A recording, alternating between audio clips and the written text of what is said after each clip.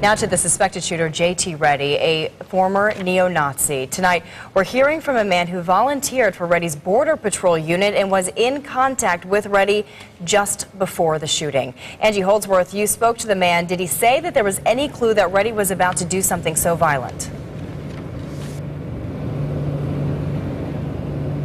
Well, Steve and Stephanie, we talked to a man who volunteered for this border guard that Reddy has formed several years ago, and he said he received some text messages from Reddy hours before what unfolded here, text messages that basically pertain to trivial things like updating a website and even an upcoming movie. Now, many people here in Arizona, of course, recognize Reddy as being the former leader of the neo-Nazi party. He resigned from that several years ago and then formed that Border Patrol unit called the Border Guard. Now, the volunteer with that Border Guard says that he himself was not aligned with Reddy's extremist views, and he insists that the entire Border Guard was not exactly driven by those views either, although he says he doubts that the group can really go forward in the capacity it has after what happened.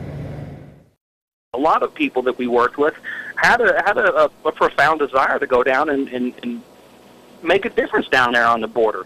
As much as horrible as this is, J.T. Reddy has saved lives down there at the border. He has pulled immigrants out of the desert and given them water. The nobility of that is definitely going to be crushed under the weight of such immense grief and tragedy that happened.